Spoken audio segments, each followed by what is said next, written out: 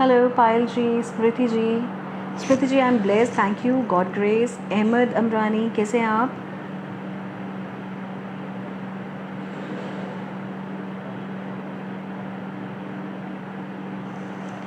Okay, आज मन की बात करनी है। आज कोई आस्ट श्रेया नहीं है।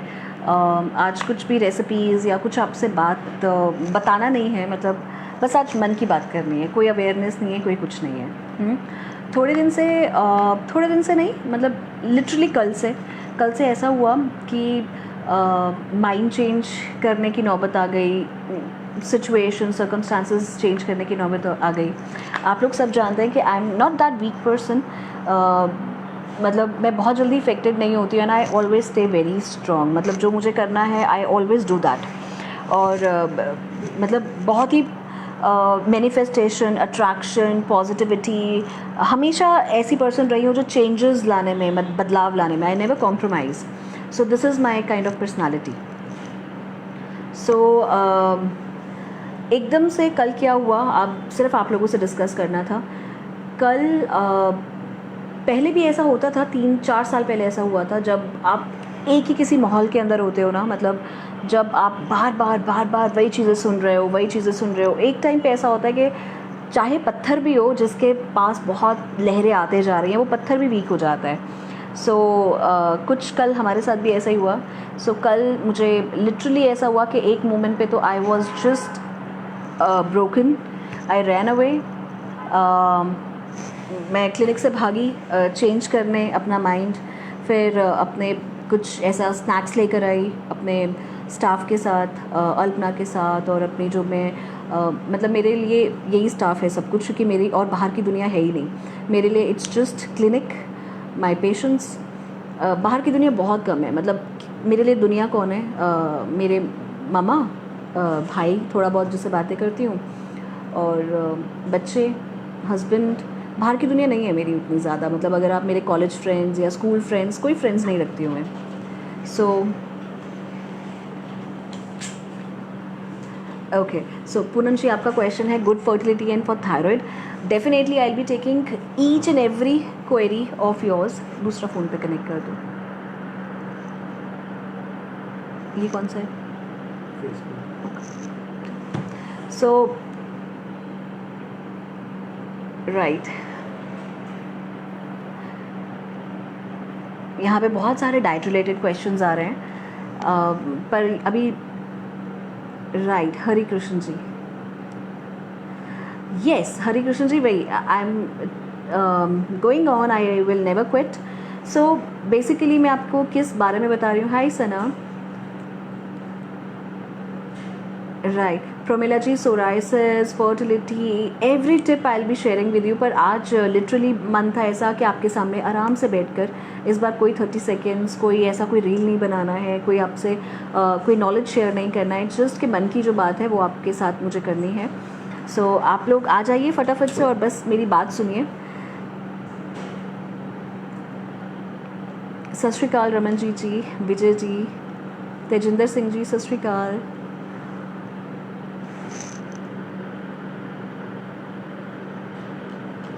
स्मृति वालिया, ओके राइट। चलिए अब शुरू करते हैं, और हम नहीं वेट करेंगे ना आपको वेट करवाएंगे। राइट। सो मैं आपसे बता रही थी कि मतलब मैंने 15 साल में, मुझे नहीं लगता कि मेरा कोई और मूवमेंट कहीं और रहा हो। तो मतलब मैंने अपना न्यूट्रिशन एंड डायटेटिक्स में अपना लाइफ एक एक मूवमेंट मैंने न्यूट्रिशन एंड डायटेटिक्स में दिया है। सो जब उस टाइम की बात है 2005-2006, जब न्यूट्रिशन एंड डायटेटिक्स मार्केट में था ही नहीं। मतलब हर माँ बाप अपने बच्चे को डॉक्टर, इंजीनियर, मेजरली डॉक्टर बनाना चाहते थे। जब मेरे भी +2 में बहुत अच्छे मार्क्स आए, मुझे स्पोर्ट्स कोटा भी मिला था, पर मेरे फादर ने बोला कि नहीं, आपको डॉक्टर बनना चाहिए। But I was very scared from blood, number 1। Number 2, मैं बहुत ज़्यादा मनचली ऐसे कि मैं बहुत जल्दी बोर हो जाती हूँ किसी एक चीज़ से। तो मुझे हमेशा ऐसा रहता था कि लाइफ शॉर्ट है। शुरू से मुझे ऐसे लगता है कि लाइफ बहुत शॉर्ट है और बहुत सब कुछ करना है। टेक्सटाइल डिज़ाइनिंग या आपका क्लोथिंग या फिर flower decoration, rangoli making, skating, swimming, सब चीज़ें करनी है लाइफ में, कुछ नहीं छोड़ना। तो बस वही रहता है, 1-1 महीने, 2-2 महीने सब कुछ करते जाती हूँ, सीखती जाती हूँ। और सीखने की हंगर इतनी ज़्यादा है, भूख इतनी ज़्यादा है सीखने की कि बस सीख लेते हैं सब कुछ हम लोग। हाँ, सो सीखते गए। फिर न्यूट्रिशन डायटेटिक्स किया कि चलो जो बीएससी होम साइंस है 10 सेक्टर से मैंने अपना होम साइंस मतलब न्यूट्रिशन एंड डायटेटिक्स किया। सो वो भी मैंने इसलिए किया था कि चलो आर्ट्स के बाद बीएससी होम साइंस में आपको बहुत सारी चीज़ें मिलती हैं, 13 सब्जेक्ट होते हैं जिसमें आप केमिस्ट्री भी, होम साइंस भी, रंगोली भी सब सीखते हैं। हाँ, मैंने इसलिए होम साइंस चूज़ किया और मुझे ये था कि चलो मुझे हमेशा से ना कुछ करने का जज्बा रहता है लोगों के लिए, तो मुझे था कि जब मैं कुछ सीखूंगी तो मैं कुछ करूंगी, मतलब एटलीस्ट डॉक्टर नहीं तो बट सिंस आप एक मेडिकल लाइन में तो जाएंगे ही। हाँ, स्टिल सो मैंने होम साइंस किया। फिर उसके बाद पीजीआई से इंटर्नशिप किया। ठीक है, पीजीआई में भी हमारा इंटर्नशिप के लिए टेस्ट हुआ, टेस्ट भी क्लियर कर लिया, 600 बच्चे, बहुत सारे टेस्ट हुआ था, सो वो भी क्लियर कर लिया। पीजीआई पहुँचे, पीजीआई में रियलिटी पता चली जब स्ट्रेचर में लोगों को देखा। कुछ बर्नट यूनिट, एक बार बर्नट यूनिट में ड्यूटी लगी, वहाँ पर देखा, नहीं देखा गया बहुत ज़्यादा। बर्नट यूनिट मुझे याद है जब हम लोग 2:30 बजे 3 बजे जब आते थे, हमारा 3rd फ्लोर पे क्लिनिक था, डाइट क्लिनिक। 3rd फ्लोर पे जब हम लोग लंच करने जाते थे ना, उस टाइम हाथ से बदबू आती थी, खाना खाने को मन नहीं करता था, लोगों के आंसू दिखते थे। सो वो टाइम बड़ा मुश्किल था। फिर लगा कि सच में आपको डाइटिशियन बनना है कि ये भी छोड़ो, आप वही अपना कोई टैलेंट, आप थिएटर में जाइए, आप कुछ भी करिए। मुझे ऐसा हुआ, मैं डांसर रह चुकी हूँ वैसे। सो हरपाल टिवाना जी के साथ मैंने थिएटर भी किया है पटियाला में। सो मुझे लगा कि मैं वापस उसी लाइन में जाती, क्योंकि मेरे लिए गम, मैं ज़्यादा देर दुखी नहीं रह सकती। हाँ, सो मुझे खुश रहना बहुत पसंद है, मेरी हॉबी है खुश रहना। अगर मैं गुस्सा भी होती हूँ या मैं उदास भी होती हूँ, बहुत कम मोमेंट के लिए मैं अपने आप को फिर चेंज कर लेती हूँ। तो पीजीआई के बाद भी लर्निंग मिली, फिर उसके बाद नौकरी लग गई फोर्टिस में। बीच में बहुत जगह और काम किया। फिर उसके बाद फोर्टिस में भी यही रियलिटी देखी 1 साल पूरा। यूनिट्स में गए, वहाँ पर कुछ अमीर लोग मिले जहाँ पर गलती से दही देने के लिए डांट पड़ गई कि आपने दही कैसे प्लान कर दिया, ठंडी दही, इसको खांसी थी, ऐसा कुछ भी करके। सो एक गरीबी और एक अमीरी में भी डिफरेंस समझ में आया। अमीरों की डाइट, गरीबों की डाइट में क्या डिफरेंस है, साइकोलॉजिकल क्या डिफरेंस है, तो वो मैंने वहाँ पे प्रैक्टिकल चीज़ें सीखी। पीजीआई में मैंने थ्योरेटिकल चीज़ें सीखी। फिर उसके बाद लाइफ एक्सपीरियंसेस लिए, खुद की प्रेगनेंसी हुई, खुद के माँ बाप बीमार पड़े। फिर बीच में एक टाइम पीरियड आया जहाँ पे मुझे बहुत बड़ा लाइफ का झटका लगा, जहाँ पर माय फादर पास्ड अवे। जैसे कहते हैं ना पापा की परी, मतलब बेटियों के लिए पापा ही होते हैं सब कुछ। हाँ, मेरे लिए भी पापा ही थे। मतलब हमेशा से ऐसा रखा उन्होंने कि तुम एक्टिवा चलाया, उसके बाद खाली रख दो, पेट्रोल में डलवा दूंगा। फिर जब एक्टिवा रख दिया खाली, तो उसके बाद मारुति, उस टाइम में मारुति होती थी 800। सो उस टाइम में मारुति ले गई कॉलेज में, कि फिर वो खाली करके फिर खाली रख दी। डॉक्यूमेंट्स का कुछ नहीं पता था, कपड़े पापा लेके आते थे, मम्मा लेके आते थे। सो और उस टाइम पे भी मतलब मुझे अच्छे से याद है, अपने लिए कुछ कपड़े नहीं लेते थे वो लोग, हमारी डिमांड्स, और हमें बहुत अच्छे से रखा उन्होंने। तो ऐसी चीज़ें, मतलब लाइफ ने इतना सिखाया, इतना सिखाया। सबसे ज़्यादा मैंने सीखा जब खुद को झटका लगा, जब पापा से इतना प्यार हुआ, इतना प्यार हुआ। खुद की कुछ गलतियाँ भी रही हैं लाइफ में, हर एक पर्सन गलतियाँ करता है, और जैसे मेरे जैसे लोग जो बहुत मनचले होते हैं, जो हर टाइम मस्ती सोचते हैं, सो मेरे से भी गलतियाँ हुई। और उस टाइम पर कुछ कंडीशंस ख़राब हुए। हर एक के लाइफ में dark days and bright days होते हैं। तो उस टाइम न्यूट्रिशन प्रैक्टिस कर रही थी, मतलब अभी जॉब कर रही थी, पता नहीं था, उतना एक्सपीरियंस नहीं था, क्योंकि बुक से सीखने को नहीं मिलता, कभी भी पढ़ाई से सीखने को नहीं मिलता है। पढ़ाई से जो बाद में एक्सपीरियंस होता है, जो प्रैक्टिकल आप देखते हैं, उससे आपको सीखने को मिलता है। अच्छा डॉक्टर, अच्छा इंसान, अच्छा डाइटिशियन वो है जिसने खुद वो पेन देखा होता है। तो पेन भी आपके साथ अगर हुआ था क्योंकि आपको कुछ सिखाने के लिए, ताकि आप और लोगों को हेल्प कर पाओ। दुनिया में 2 तरीके के लोग होते हैं, एक जो मदद करते हैं, एक जिनके लिए वो लोग पैदा हुए होते हैं। हाँ, सो ये 2 कैटेगरी, मैं पहली कैटेगरी की थी। तो इसलिए मेरे साथ सबसे बड़ा जो एक्सपीरियंस हुआ, जब पापा के साथ प्रॉब्लम हुई, उसके बाद बहुत यंग एज में पापा चले गए, उसके बाद बहुत चैलेंजिंग हुआ। करण अभी था, मम्मा थे, और गिल्ट अपने ऊपर, हर बात लेने की आदत, तो गिल्ट लिया, बहुत टूट गई, मैं एकदम से टूट गई। ठीक है, चाहे वो हार्ट अटैक रहा हो, फैटी लीवर रहा हो, पता नहीं क्या रहा, पर वो एक्सपीरियंस, मतलब वो पेन जो फील किया, उसी पेन से फिर फोर्टिस में भी जब मैं छुट्टियों के बाद वापस गई पापा के बाद, तो फोर्टिस में जब भी किसी से काउंसलिंग कर रही होती थी ना, जब कोई हार्ट की बात करता था पेशेंट या कोई और बात कर रहा होता था, मैं सुन नहीं पाती थी, मैं बहुत वीक हो गई थी, मैं रो पड़ती थी। तो वो वीकनेस को भी काउंटर किया, स्ट्रेस डेज हुए, काउंटर किया। सो बस अपने आप से फाइट करते रहे। उसके बाद सादगी, शौर्य हुए, मैरिज हुई, ठीक है, फिर कुछ सीखा, फिर कुछ सीखा। मैंने आपको बताया ना, जब कोई हम अपना खोते हैं तो वो दर्द जब पता होता है तो आप किसी और का दर्द फील कर पाते हैं। फिर कुछ साल अच्छा चला, हमने बहुत मेहनत की, डायबिटीज़ के लिए मेहनत की, हार्ट कंडीशन के लिए अवेयरनेस स्प्रेड करने के लिए बहुत मेहनत की, बहुत मेहनत की, किया, अच्छा किया। जो किया उसमें हमेशा कहते हैं ना कि एक कुदरत में एक फ़ोर्स होता है, एक एनर्जी होती है जो तुम्हें हमेशा ब्लेसिंग्स देता है। मेरे साथ भी, मेरे हाथ में शफ़ा मुझे नहीं पता है नहीं है, क्या होता है कि लोग ठीक हो रहे हैं, पर मुझे ये लगता है कि पापा हैं जो मुझे ब्लेसिंग्स दे रहे हैं। उन्होंने, मतलब भगवान ने जो मुझे एक गम दिया था, मेरे लाइफ का सबसे बड़ा जो डेंट है जो मैं पूरा नहीं कर पाती हूँ। मतलब मुझे ऐसा लगता है कि वो जो दर्द है वो भरा नहीं है और ना कभी भरेगा। टाइम कहते हैं कि एक मरहम होता है, टाइम एक दवाई है। मुझे नहीं लगता कि टाइम दवाई होती है। टाइम के साथ तो और यादें, मतलब आपकी भरती ही नहीं है।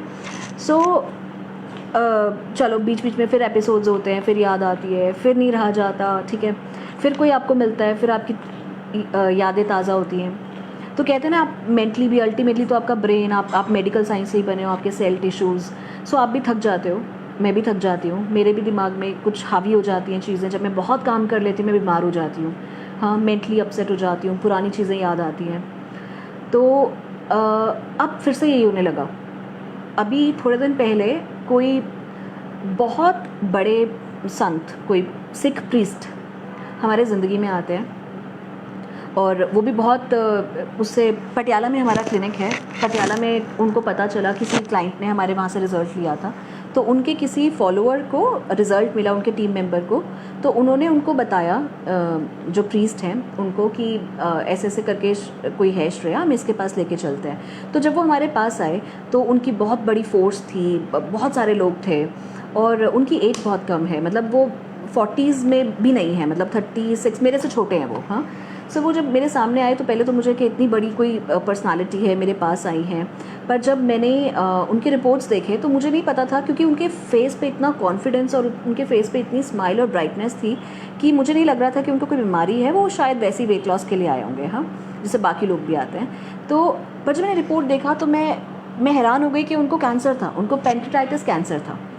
और 15 साल से फिर जब मैंने उनकी तरफ देखा, मैं बताना नहीं चाह रही थी कि उनको कैंसर है। मुझे ऐसा लगा कि शायद उनको पढ़ना नहीं आता होगा, उन्होंने नहीं ध्यान दिया होगा, उनका अब्रॉड, मतलब इंडिया से नहीं, उनका अमेरिका, यूएस वगैरह कहीं से उनका ट्रीटमेंट चला था। सो मुझे ऐसा लगा कि हो सकता है कि उन डॉक्टर्स ने उनको ना बताया हो। पर जब मैं उनके फॉलोअर से बात कर रही थी तो उन्होंने खुद ही बताया कि उनको पता है, और उन्होंने, जो प्रीस्ट हैं, जो सिख प्रीस्ट हैं रंजीत जी, उन्होंने खुद ही बोला कि मैं इथे जाके ठीक होऊंगा। सो उनका कॉन्फिडेंस देख के मैं ऐसे हो गई कि ठीक है। और जब भी कोई और कॉन्फिडेंस मेरे ऊपर दिखाता है, मुझे बहुत ज़्यादा रिस्पॉन्सिबिलिटी फ़ील होती है। मेरे को शोल्डर पेन होता है लिटरली, और मुझे मेरा सिर भारी हो जाता है कि मेरे ऊपर इतना ज़्यादा प्रेशर आ गया। मतलब मेरे को ऐसा लगता है कि करना है, मतलब ये तुम्हारा काम है और तुमको करना है। तो उस टाइम भी ऐसा ही हुआ। फिर मेरे साथ मेरी जो टीममेट्स हैं, अल्पना, अमन, सुरभि और बहुत सारे और काउंसलर्स हैं, उनका मैं हमेशा हेल्प लेती हूँ। फिर मैंने उनसे बोला कि यार फिर से मुझे बहुत रिस्पॉन्सिबिलिटी फ़ील हो रही है, लोग इतना ज़्यादा रिलाई कर रहे हैं। और जब आपके ऊपर रिस्पॉन्सिबिलिटी होती है ना, मतलब आप समझ सकते हो, अगर आप में से कोई सिंगल मदर है या फिर कोई ऐसा जो पूरा घर चला रहा है, वैसे ही मुझे ऐसा लगने लग गया था कि मैं एक सिंगल हूँ, अब मुझे बहुत लोगों को जवाब देना है। नो डाउट मैं पैसे ले रही हूँ, नो डाउट अच्छी फ़ीस लेती हूँ मैं, पर वो फ़ीस भी मेरे को डर लगता है कि मैंने जो लिया वो कर्मा होता है, हाँ, तो मुझे ठीक करना है। अब यहाँ पे भी मैं प्रैक्टिकल हूँ कि मैंने अपना पूरा दिया, अब आगे वाला कैसा कर रहा है वो उस पर डिपेंड करेगा, लेकिन मैं अपने बिल्कुल प्योर हार्ट से सेवा करती हूँ, हाँ। सो उनका डाइट प्लान शुरू हुआ, बहुत अच्छे से फॉलो किया, बहुत ही मतलब ग्राउंडेड, इतनी बड़ी पर्सनालिटी ग्राउंडेड। हाँ, एक हफ़्ता डाइट प्लान फॉलो किया, ग्रुप में पिक्चर्स आती थी, दूसरा हफ़्ता किया, तीसरा हफ़्ता किया। दूसरे हफ़्ते में जब वो हमसे मिलने आए तो उन्होंने बताया कि काफ़ी फ़र्क है, पर अभी भी फेरेटीन्स, आयरन उनके कम थे, जिनकी वजह से उनको सिर घूमता था या उनको लूज टूल्स रहते थे, उनका पेट, क्योंकि पैनक्रियाटाइटिस मतलब पैनक्रियाज का कैंसर था उनको। सो फिर दिमाग लगाया, फिर एनर्जी लगाई, फिर सिर में दर्द हुआ मेरे, फिर से इतना एनर्जी लगाया कि अब क्या करें क्या करें। फिर उसके ऊपर से आप अकेले नहीं कर सकते, you need to have a team. मेरी और डाइटिशियन जैसे अल्पना, वो लॉ ऑफ अट्रैक्शन मैनिफेस्टेशन में बहुत बिलीव रखती है, हम लोग सब बहुत बिलीव रखते हैं। हमने उनके लिए हीलिंग मैनिफेस्ट की। एक दिन मतलब 30 दिन भी पूरे नहीं हुए होते हैं और वो अपने रिपोर्ट्स लेकर आते हैं, हमें रिपोर्ट्स दिखाते हैं और देखा कि वो कैंसर जो था, मैलिग्नेंसी थी, वो ख़त्म हो गई है, अब सिर्फ उनको क्रोन्स है। अब हम लोग क्रोन्स के लिए ट्रीटमेंट दे रहे हैं। मैंने उनकी तरफ देखा, उन्होंने मेरी तरफ देखा, और वो इतने कैजुअल थे, मेरे लिए वो बहुत बड़ी बात थी। पर वो इतने कैजुअल थे कि जैसे उनको पता था कि वो ठीक हो जाएंगे, क्योंकि जहाँ चाह होती है वहीं राह होती है, where there is will there is way. मेरे ख्याल से ये जो यूनिवर्स है ना, इसमें एनर्जीज़ हैं। मुझे नहीं पता, भगवान, रब, खुदा, मैं बहुत डरती हूँ। मैं अगर ईद है तो वहाँ उनकी पूजा करती हूँ, अगर नवरात्र हैं तो हिंदू भगवान की पूजा करती हूँ, अगर कोई सिख का कुछ फेस्टिवल है तो मैं उनकी पूजा करती हूँ, क्योंकि मैं हर तरफ से ग्रेटिफिकेशन पे करती हूँ। हाँ, पर मुझे ऐसा लगता है कि मेरे ऊपर जो ब्लेसिंग्स है वो सिर्फ मेरे फादर की दी हुई हैं। और हाँ, एनर्जी, मतलब जिन जिन लोगों को 15 सालों में ठीक किया होगा, उनकी ब्लेसिंग्स, उनकी दुआएं लग जाती हैं मुझे। तो मेरे ख्याल से जो ये सिख प्रीस्ट थे, इन्होंने अपने आप को ठीक किया खुद ही, जब उन्होंने ये बोला कि मैं अपने आप को ठीक करूँगा, मुझे सर्जरी नहीं करानी, मुझे कोलोनोस्कोपी नहीं करानी और मुझे बायोप्सी नहीं करानी, मुझे कुछ नहीं कराना, मैंने अपने आप ठीक होना। और वो हो गए। फिर उसके बाद हमारे एक और यहाँ पे एक टर्न आता है। टर्न ये आता है कि वैसे ही मस्ती में क्या, मतलब मन था कि ठीक है, अब हम दुनिया को बताते हैं, अचीवमेंट है भाई, मतलब मेरे अंदर भी वो वाली स्पिरिट होती है कि मोटिवेशन चाहिए, वेल डन चाहिए, शाबाशी चाहिए, नाम चाहिए, ठीक है। सो मेरे को भी ऐसा हुआ कि चलो वीडियो बनाएंगे। मैंने उनको बोला, आप प्लीज़ वीडियो में बोलेंगे कि आपको ठीक हुआ, आपको फ़र्क मिला है तो आप बोल सकते हैं क्या, क्योंकि सिर्फ ये पहले एक हमारे पास सेलिब्रिटी नहीं है, हमारे पास इतने सेलिब्रिटीज़ हैं, इतने बड़े बड़े हमारे पास संत महात्मा आते हैं, इतने बड़े बड़े स्टार्स आते हैं। कभी किसी ने, मतलब छोटे छोटे स्टार्स तो बता देते हैं जिनको मतलब उतना नहीं होता है कि अरे हम लोग फ्री में क्यों करें प्रमोशन। सो कई लोगों ने नहीं बताया, पर इन्होंने खुल के हमारे बारे में, वहाँ पे जब मैं इनके घर पे गई, इन्होंने अपने हाथ से तोड़ के मुझे चीकू दिया। इनके घर पे बाग में चीकू लगा हुआ था और मैं ऐसे सोच रही थी कि मैं तो उस लायक नहीं हूँ, मतलब तुम इतने बड़े इंसान हो और तुम मुझे ऐसे अपने हाथ से चीकू तोड़ के खिला रहे हो। वीडियो के बीच में उन्होंने बोला कि जैसे, पंजाबी में बोला कि जैसे छोटे भरा दा ध्यान कर दिया बड़ी भैन, वैसे ही मैंने उनका ध्यान रखा। तो जब उन्होंने ये बोला कि वो मेरे भाई हैं और मैं उनकी बहन हूँ, तो फिर मुझे लगा कि दुनिया में झूठे रिश्ते बनाने की कोई ज़रूरत ही नहीं है। जो ये रिश्ते हैं ना, ये दर्द से बनते हैं। सो एक रिश्ता बना। फिर ये जो मैं टर्न की बात आपको कह रही हूँ, जो मैं कल अपसेट हुई, मैं भागी क्लिनिक से, मैं बहुत रोई। कल इतना सिर मेरा हैवी हो गया था कि मेरे को हस्बैंड को बुलाना पड़ा और वो आए भी मुझसे मिलने के लिए। पर मैं फिर भी, मैंने गिव अप नहीं किया, मैं क्लिनिक में बैठी, रो के भी क्लिनिक में बैठी। और आज से पहले भी आप सब मुझे जानते हैं कि I have been very strong. मैंने कभी ऐसे लाइव में आके आप लोगों से बात नहीं की है, मैंने हमेशा स्ट्रॉन्ग दिखाया है, अभी भी मैं स्ट्रॉन्ग दिखा रही हूँ। पर एक बात मैं जानना चाहती हूँ और मैं आप लोगों से भी करना चाहती हूँ कि उस वीडियो के बाद जब रणजीत सिंह जी ने बताया कि उनका कैंसर ठीक हुआ, उससे पहले भी बहुत लोगों को रिजल्ट्स आए थे, डायबिटीज़ और कैंसर और पता नहीं क्या क्या सब लोगों को अचीवमेंट्स मिली हैं, क्योंकि न्यूट्रिशन डाइटेटिक्स में बहुत पावर है, खुराक में, लाइफस्टाइल में, नेचर में बहुत ही पावर है, आपके अंदर बहुत पावर है। जब आप कहते हैं ना कि आपको ठीक होना है तो आप ठीक हो जाते हैं। पर बस रणजीत सिंह का वो वीडियो टेलीकास्ट होने की बात थी। उसके बाद हमारे पास फरीदाबाद से, पंजाब से, पंजाब का कौन सा एरिया नहीं छूटा होगा, कनाडा, यूएस या इंटरनेशनल कौन सा एरिया नहीं छूटा होगा, हमारे पास कैंसर पेशेंट्स इतने आ रहे हैं। और कल जिसको देख के मैं बिल्कुल ब्रेक डाउन हुई हूँ, वो थे एक हस्बैंड वाइफ, उनके जो सन है पहले तो वो हस्बैंड वाइफ आते हैं, उनको फॉर्म भी भरना नहीं आता, उनको लिखना नहीं आता। मेरी डाइटिशियन हेल्प करती है फॉर्म लिखने के लिए। फिर हम उनको पूछते हैं आपको क्या हुआ, मैं अल्पना अमन, हम लोग फॉर्म्स देखने, उनके वो पूरे इन्वेस्टिगेशंस देखने लग जाते हैं कि क्या क्या है, क्योंकि डॉक्टर्स ने भी उनके ऊपर टाइम नहीं लगाया, उनको नहीं देखा अच्छे से कि आपको क्या क्या बीमारियां हैं। उनको सीलिएक था, मतलब उनको ग्लूटेन एलर्जी थी, उन्होंने उसको टाइम पे नहीं देखा। ग्लूटेन एलर्जी के बाद उनको हेपेटाइटिस भी हो गया। हेपेटाइटिस सी वायरस के बाद फिर उनको लीवर पे इम्पैक्ट पड़ा, और क्योंकि वो बार बार ग्लूटेन खा रहे थे तो उनको लीवर पे इतना इम्पैक्ट पड़ गया। अल्सर्स के बाद उनको कैंसर हो गया। सो लीवर कैंसर। तो उनको नहीं पता था कि एक्चुअली उनके साथ क्या हो रहा है, उनको कुछ समझ नहीं आ रहा था। तो मैंने उनको पूछा कि आप, जैसे आपने यहाँ पर पता नहीं कोई पंजाब का एरिया लिखा हुआ था, मैंने कहा आप यहाँ से हैं? तो कहते नहीं, हम लोग ऑस्ट्रेलिया से हैं, मेरा बच्चा वहाँ पे ट्रक ड्राइवर है। और फिर मैंने बोला कि अभी आप किसके पास रह रहे हैं? तो वो कहते हैं कि नहीं, हम लोग अभी इंडिया में आए हुए हैं, पैसे ख़त्म हो गए थे हमारे पास, अब हमें वापस जाना है क्योंकि वो वहाँ पे कोमा में है। सो मैं मतलब अल्पना मुझे हमेशा कहती है कि आंखों में मत देखना किसी के, क्योंकि आप विजुलाइज़ करने लग जाते हो, आप एम्पैथी में आ जाते हो, आप ट्रीट नहीं कर पाते हो। पर फिर वही हुआ, मैं बिल्कुल आंखों में देखने लग गई उनके। और वो मुझे बताते रहे कि उनके बेटे का कैसे वो ट्रक ड्राइवर थे, उनको चोट लगी, वो डोर खुल गया, उनके सिर पे यहाँ पे लगी, उसके बाद वो 4 साल से कोमा में है। फिर मैं सोच रही थी कि कैसे इनके पास पैसे आते होंगे, कैसे ये कर रहे होंगे, हस्बैंड वाइफ ही रह गए हैं, बच्चों का क्या जिसके लिए हम लोग अपनी पूरी ज़िंदगी लगा देते हैं। फिर मतलब अल्टीमेटली आपके पास कौन है? Ultimately it's just your health. तो ये समझ में आया। पर फिर ना लोग इतना सफ़र कर रहे हैं, सिर्फ एक यही नहीं जिनसे कल मैं टूटी हूँ, उससे पहले एक मैंने वीडियो कॉल किया था, उसमें एक वाइफ़ का कॉल आता है दिल्ली से। एक वाइफ़ का कॉल आता है, वो कहती हैं कि मैंने अपने हस्बैंड को नहीं बताया है, मेरे हस्बैंड को कैंसर है और उनका वेट 41 किलोज़ रह गया है और उनकी हाइट 6 फीट समथिंग, मतलब 2 इंचज़ है, और उनको कैंसर है, और इतने यंग एज में कैंसर, 40s में कैंसर। तो रो पड़ी वो बात करते करते। फिर उन्होंने बोला कि मैंने आपकी वीडियो देखी है और मुझे लगता है कि आप उनको ठीक कर देंगे।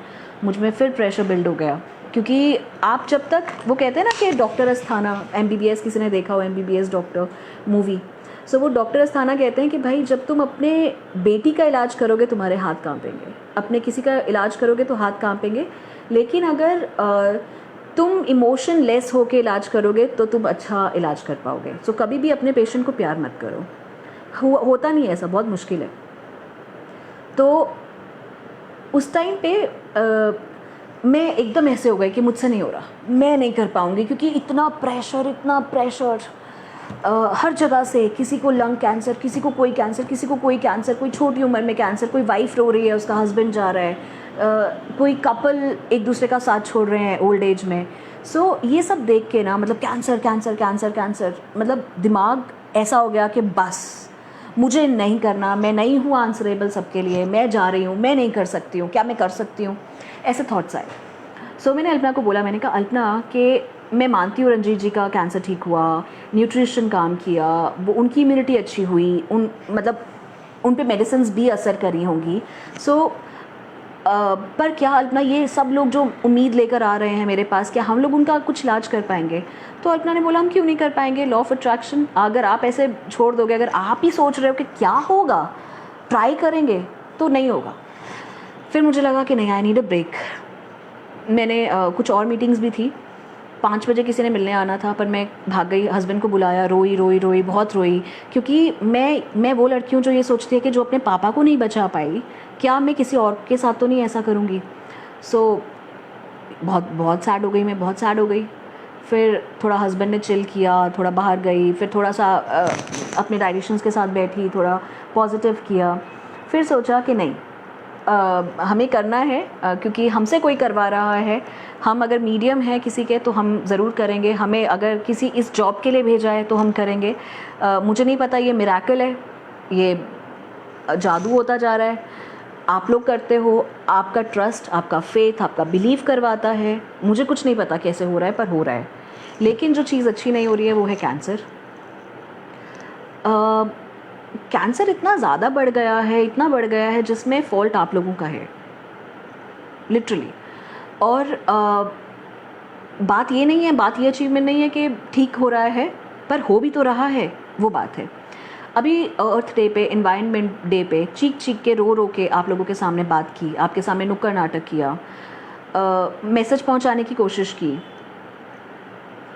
पता नहीं आप लोगों को समझ में आया कि नहीं आया कि सॉइल इज़ डाइंग, धरती मर रही है, मिट्टी ख़राब हो रही है, पोल्यूशन हो गया, चंडीगढ़ का AQI ख़राब हो गया, पंचकूला का AQI ख़राब हो गया, सांस नहीं आ रहा है, प्रेगनेंसीज़ नॉर्मल नहीं होती हैं, प्रेगनेंसीज़ IVF IUI की तरफ आ गए हैं,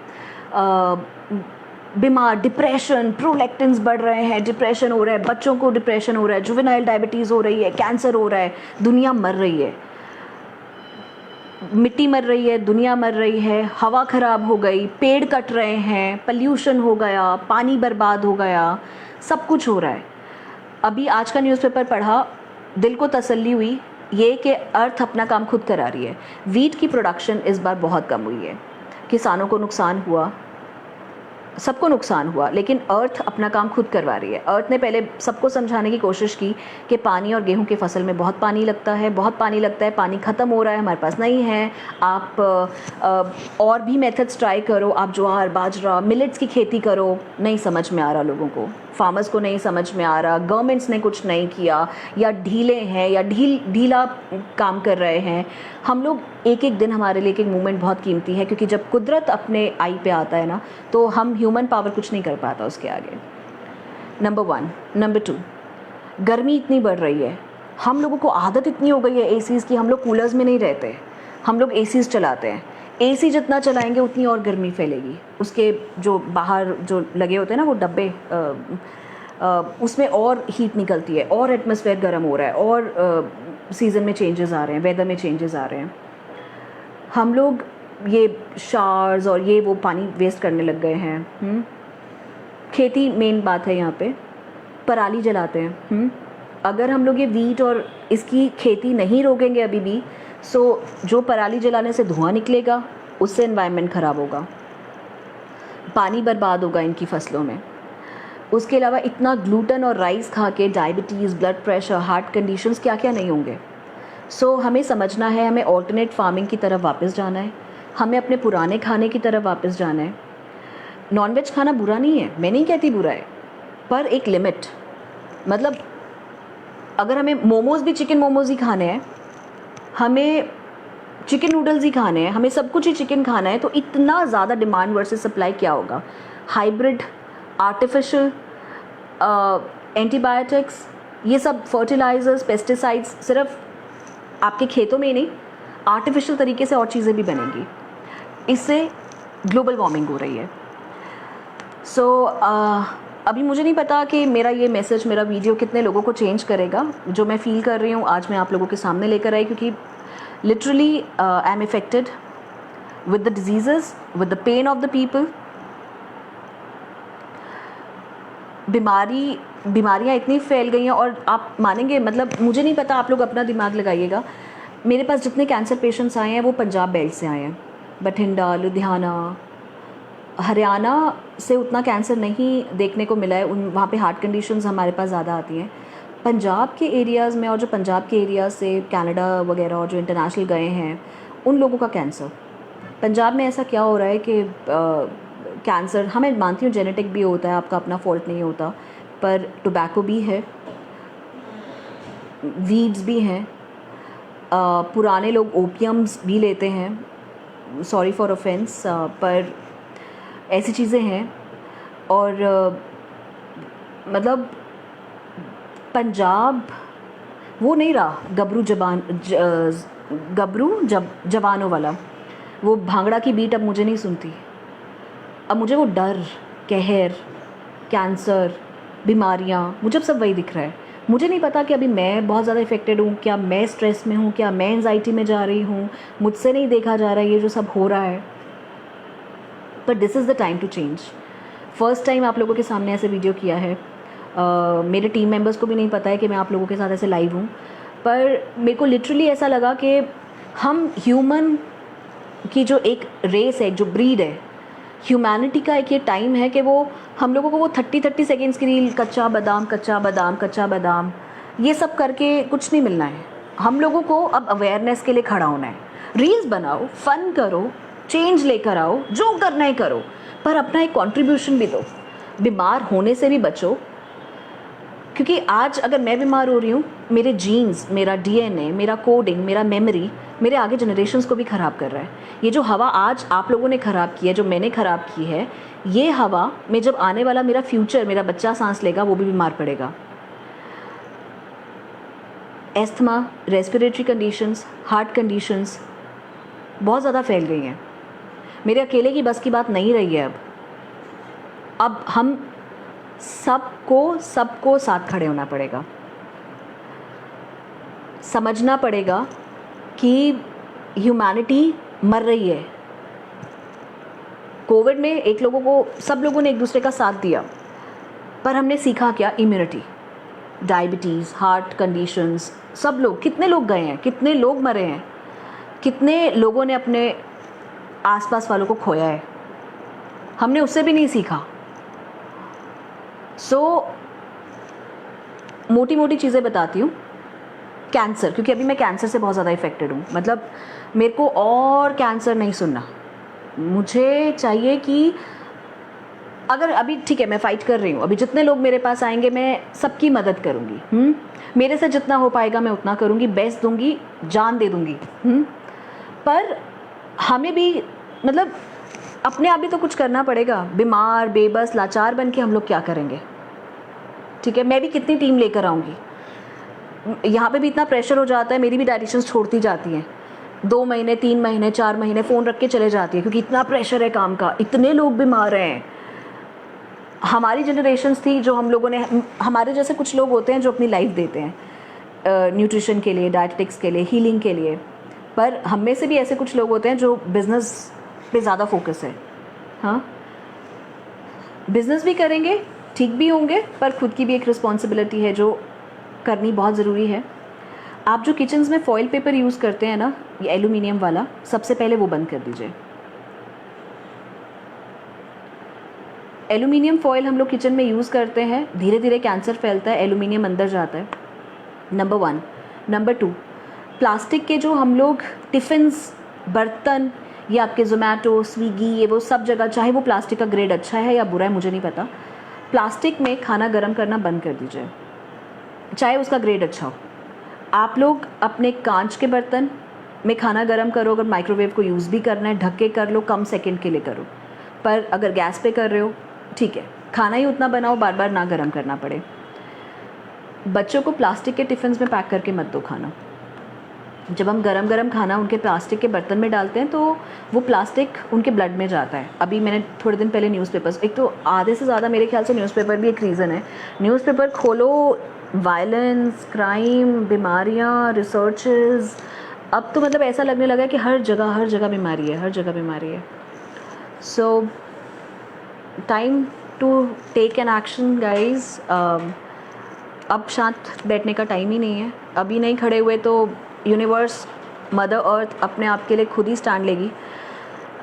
सुनामी आती है, अपना चेंज लेकर आती है, तो जब जिसको ज़्यादा परेशान करेंगे तो वो तो अपने लिए फ़ाइट करेगी। तो मदर अर्थ इससे पहले कि फ़ाइट करके अपना हक वापस ले ले, हम लोगों को चेंजेस लाने चाहिए। मिलेट क्रांति हो, चाहे घर में कुछ चेंजेस हों, फॉइल पेपर ना यूज़ करो, प्लास्टिक यूज़ ना करो, केमिकल्स वाले जो हम सोप शैम्पूज़ यूज़ करते हैं वो ना करें।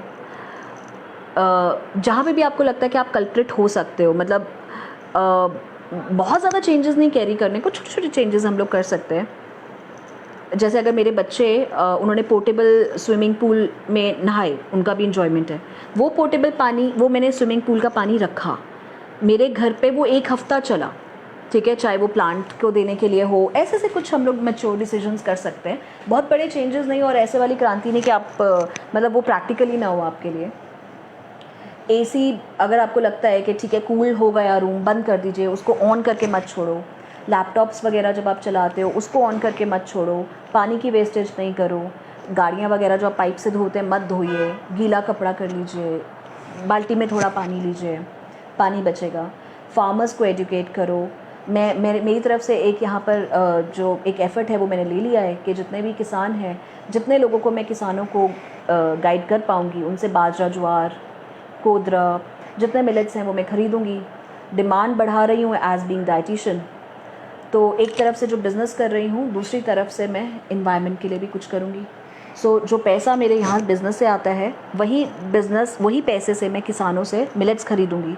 जितना मिलेट्स ख़रीदूँगी उतना ज़्यादा लोग किसान लगाएंगे। जो सॉइल का लेवल नीचे गया है वो बचेगा, पानी बचेगा। जो पंजाब की फसल है, जो धरती है, इससे पहले बंजर हो जाए और हमें मिलेट्स ही लगाने पड़े, मोटा अनाज ही लगाना पड़े, उससे पहले हमें ये कॉल लेना है। इलेक्ट्रिसिटी कम से कम यूज़ करो जब ज़रूरत नहीं है। ये शो ऑफ या फेक नहीं होता है कि आपके घर में हमेशा लाइट रहनी चाहिए, दिखाना है, शो ऑफ। रात को भी सो रहे हैं बड़े बड़े कोठियों में, बड़े बड़े घरों में लाइट जल रही होती है बाहर, इसमें क्या शो ऑफ है? शो ऑफ नहीं है। लाइट की भी रिस्पेक्ट करें, ये भी हमारे रिसोर्सेज हैं। अपने व्हीकल्स का पोल्यूशन टेस्ट टाइमली कराएं, उसमें से धुआं ना निकले। अगर हम अफोर्ड कर सकते हैं सीएनजी व्हीकल्स अफोर्ड करें, धीरे धीरे बदलें, धीरे धीरे बदलाव ला सकते हैं। मेरे पास भी नहीं है अभी सीएनजी व्हीकल, पर मैं ये बदलाव लाऊंगी। मैंने इलेक्ट्रॉनिक साइकिल लिया है। सो जितने बदलाव आप कर सकते हैं, दिखाने के लिए नहीं किसी को, आप बस कंट्रीब्यूशन कीजिए कि कल को जब ऐसी कोई नेचुरल क्लेमिटी आती है, कुछ भी आता है, तो वो आपकी वजह से नहीं होना चाहिए। मतलब बस आप कल्प्रिट नहीं होने चाहिए, क्योंकि जो ये गिल्ट होता है ना, गिल्ट बहुत बड़ी चीज़ है। आपकी वजह से अगर किसी को कुछ होता है तो वो गिल्ट इतना बड़ा होता है कि पूरी ज़िंदगी आप उसको नहीं भूल सकते। सो गिल्ट नहीं होना चाहिए। सो गिल्ट ना हो, एनवायरनमेंट को बचाइए, बीमारियों को बचाइए। कैंसर फैल रहा है, early prevention is the key. बहुत सारी वीडियोस बनाई हैं मैंने यूट्यूब पे। पर ये भी एक बड़ी मज़ेदार बात है, मैं यूट्यूब पे और इंस्टाग्राम पे जब बड़ी बड़ी नॉलेज की वीडियोस डालती हूँ ना, COPD या अवेयरनेस या एड्स या HIV या डायबिटीज़, हार्डली एनी व्यूज़। हाँ, नो कमेंट्स, नो व्यूज़। पर जब अगर वही टोटका दे दो ना, कोई अंडर आर्म्स को कैसे गोरा करें, या फिर ये करें या फिर वो करें, 7 दिन में बेली फैट को कम करें, उसमें बहुत अच्छा चलता है response. So this is again demand versus supply. So अगर आप सबके मन में ऐसा आ जाता है ना कि we are in the team to bring the change within us and around us, जब ये चीज़ हो जाएगी, प्रलय की या महाकाल की हम लोगों को ज़रूरत नहीं पड़ेगी। छोटे छोटे बच्चियों के पीरियड्स बहुत जल्दी आ रहे हैं, 7 साल में 8 साल में पीरियड्स आ जाते हैं, प्यूबर्टी जल्दी आ रही है। सो ये सब जो चेंजेस हैं, ये हमें इंडिकेशंस दे रहे हैं। Time to act on this. Grow more trees, that is very important. सरकार बोलती रहती है। चंडीगढ़ सबसे खूबसूरत शहर है, मैंगो ट्री, किसी ने मुझे बोला था कि मैंगो ट्री होना चाहिए चंडीगढ़ का नाम, सिटी ऑफ मैंगोज़। हाँ, सिटी ऑफ मैंगो ट्रीज़। सो चंडीगढ़ में सांस आता है, चंडीगढ़ ब्यूटीफुल लगता है, क्योंकि यहाँ पर पेड़ हैं, पौधे हैं। इसीलिए मैं अम्बाला में बॉर्न हुई थी, पर मैं यहाँ रहती हूँ चंडीगढ़ में। पर चंडीगढ़ जैसा कोई और सिटी लगता ही नहीं। कहीं और जाते हैं, वहाँ पे पेड़ ही नहीं मिलते, सांस ही नहीं आता। सो क्या ये सही हो रहा है? आगे आने वाले टाइम पे, सच बता रही हूँ, ऑक्सीजन जैसे ख़रीदना पड़ा था ना अभी कोविड के टाइम पे, आगे भी ऐसा ना हो कि हम लोग अपने बच्चों को एक पानी की बोतल और एक ऑक्सीजन का सिलेंडर दे रहे हैं। और ऐसा हो सकता है। आप देखिए आप क्या गलत कर रहे हैं, और जो गलत आप कर रहे हैं उसको रोकिए। थोड़ा सा भी कंट्रीब्यूशन, चाहे आप टैप वाटर कम वेस्ट करें, चाहे मिलेट्स ही खा लो। तो अगर आप भी कंट्रीब्यूशन देना चाहते हैं और आपको कुछ समझ नहीं आ रहा कि क्या कर रहे हैं, आपके अकॉर्डिंग आप सब ठीक कर रहे हैं, आप अपने आप को बीमार नहीं कर रहे, अपने लिए हेल्दी ईटिंग कर रहे हो, अननेसेसरली नहीं खा रहे हो, इतना खाते हैं, इतना खाते हैं, इतना खाते हैं, क्या ज़रूरत है उतना खाने की? फिर इतना खा के बीमार हो जाते हैं, और इतना खाते हैं कि कहीं कोई बिना खाने के मर रहा है। हाँ, और हमें लाइफस्टाइल डिजीज़ हो रही हैं। हम लोगों को blood pressure, cardiovascular, fatty liver अच्छा लगता है? बिल्कुल अच्छा नहीं लगता। So be sensible. दिमाग है हम लोगों में, थोड़ा देख के चलें। आज मैं आप लोगों के साथ रूड हूँ, फर्स्ट टाइम ऐसे किया है मैंने। I am sorry, but I think that was needed. मैंने भी चेंज स्टार्ट किया है। मेरे घर में मिलेट्स ज़्यादा खाते हैं। मेरे डाइट प्लान में, अगर आप में से कोई भी मेरे क्लाइंट हैं, वो सब जानते हैं कि अब हमारे यहाँ पे मिलेट्स हम लोग आप लोगों को देते भी हैं और डाइट में भी प्लान करते हैं। सो ऐसे ऐसे चेंजेस हम लोगों ने स्टार्ट कर दिए हैं. I don't know how serious you people are, पर जो लोग सीरियस नहीं हैं, अभी भी मुझे काफ़ी यहाँ पे कमेंट्स ऐसे दिख रहे हैं जो हल्के में ले रहे हैं इन्वायरमेंट को या हेल्थ को. पर जब अपने फैमिली में किसी को कैंसर होता है, जो अपने फैमिली में किसी के लिए रिक्वेस्ट कर रहा होता है कि बचा लोगे, कुछ और डेज़ दे दो, कुछ और डेज़, क्या हम इनको बचा सकते हैं, तब हम लोगों को रियलाइज़ होता है कि we need to be serious now. So अगर आप लोग ने मेरी बात सुनी है तो आप लोग मुझे अगर लिख के भेजते हैं तो मैं सोचूंगी कि आप लोगों ने एक्सेप्ट किया. आपको क्या लगता है कि आप क्या कर सकते हैं कंट्रीब्यूशन एनवायरनमेंट के लिए? आप कमेंट कीजिए ताकि मैं पढ़ूं. आप लोगों ने मेरी इतनी बड़ी बात सुनी और सपोर्ट किया. सरिता जी कह रहे हैं कि पॉपुलेशन चेक करो. बिल्कुल सरिता जी, आप बिल्कुल सही कह रही हैं. पॉपुलेशन देखिए, अब जैसे तो मैरिजेस से कौन ज़्यादा खुश है? मतलब कोई भी खुश नहीं होता. Marriage is ultimately a compromise, ठीक है. सो हम लोग बहुत टाइम तक एडजस्ट करते हैं और यही सिखाते हैं कि marriage is adjustment. So marriages के बाद भी कई, हाँ, होती होंगी हैप्पी मैरिजेस भी. सो मैरिजेस के बाद भी डिवोर्स और वो सब चीज़ें, लड़ाई झगड़े, वायलेंस, डोमेस्टिक इश्यूज़. सो मैरिजेस के बाद भी ये प्रॉब्लम होती है. बच्चे कर लेते हैं, बच्चे पाले नहीं जाते. फिनेंशियली इतने स्ट्रांग नहीं होते, बच्चों को भी फिर हम लोग गरीबी ही देते हैं. सो हाँ, गवर्नमेंट को इसमें फिर से एक चेक देना चाहिए. You are very right. हम लोगों को गवर्नमेंट की तरफ से सपोर्ट लेना चाहिए कि जैसे बहुत ऐसे कंट्रीज़ में है कि एक बच्चे के बाद चालान हो जाता है, अब फ़ाइन हो जाता है. यहाँ पे भी ऐसा होना चाहिए. नसबंदी करो. मतलब किसी को नहीं समझा सकते, किसी को नहीं समझ में आती है बात, तो जैसे दुबई सिटी कंट्री जो है वो बहुत, दुबई कंट्री जो है वो बहुत ज़्यादा स्ट्रिक्ट है अपने रूल्स को लेके. तो अपने रूल्स भी इंडिया ऐसे ही मनवाए, पकड़ पकड़ के फिर करिए, अपने काम करवाइए. सना कह रही हैं कि जब वो रैप करेंगी अपने फूड को तो वो बटर पेपर यूज़ करेंगी. Thank you Sana, thank you so much. Vanshika, अगर हम लोग एल्यूमिनियम पेपर यूज़ ना करें तो हम लोग बटर पेपर यूज़ कर सकते हैं. आजकल मसलिन क्लॉथ आता है. मैं किसी फेयर से 34 सेक्टर में कोई फेयर लगा था, वहाँ से मैं एक रैप्स लेकर आई हूँ. कपड़े के रैप है तो वो रीयूजेबल है. मैं उसको वॉश करके यूज़ करती हूँ.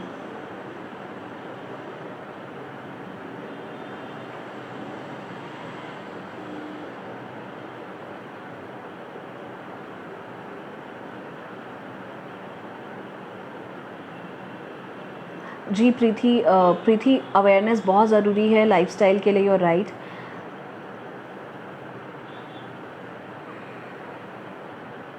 सब लोग यही कह रहे हैं कि पॉपुलेशन जो है वो एक बहुत बड़ा कॉज है.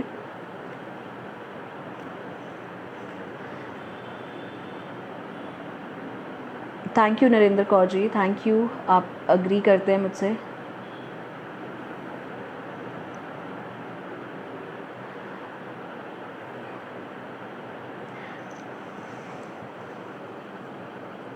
थैंक यू करम कौर जी, उन्होंने लिखा है कि वो हमसे इम्प्रेस्ड है. नरेंद्र कौर जी कह रहे हैं वो मिलेट ही खाया करेंगी. Thank you. Sarita ji, silver foil नहीं यूज़ करना है. ओके, सो राइट, अगर आज की मेरी वीडियो से अगर 2 लोगों में भी चेंजेस आते हैं तो मुझे लगेगा कि ठीक है, वो आगे 2 से फिर आगे की चेन बनेगी. सो आप लोगों ने सुना मुझे patiently. Thank you so much.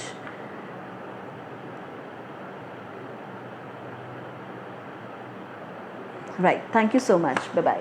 हाँ, मिलेट रेसिपी पूजा जी, मैं हर फ्राइडे को मिलेट रेसिपीज़ अपने चैनल पे डालती हूँ. अगर आप यूट्यूब चैनल पे जाएंगे डायरीशन श्रेया, DITITIAN, डायरीशन श्रेया, तो वहाँ पर आप देख लेंगे. और बाकी आप लोग बहुत ही पॉजिटिव हैं. दीदी कह रहे हैं we have made changes in our house. Thank you so much. Ranjot ji, thank you so much. Right, so आप में से बहुत ऐसे लोग हैं जो सीरियस हैं. इनमें से कुछ ऐसे 2-3 मुझे कमेंट्स दिख रहे हैं जो कि नॉन सीरियस हैं, बट दैट्स ओके. दुनिया में पॉजिटिव और नेगेटिव लोग होंगे तभी तो वो बैलेंस बनता रहता है. पर ऐसा ना हो कि नेगेटिव लोग ज़्यादा हो जाएं.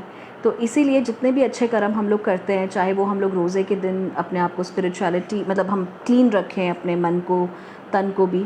सो चाहे रोज़े, चाहे नवरात्रे, चाहे आपका क्रिश्चियनिटी में कोई फास्टिंग, कहीं पे भी हम लोग अपने मन को साफ़ रखें, क्राइम्स ना करें.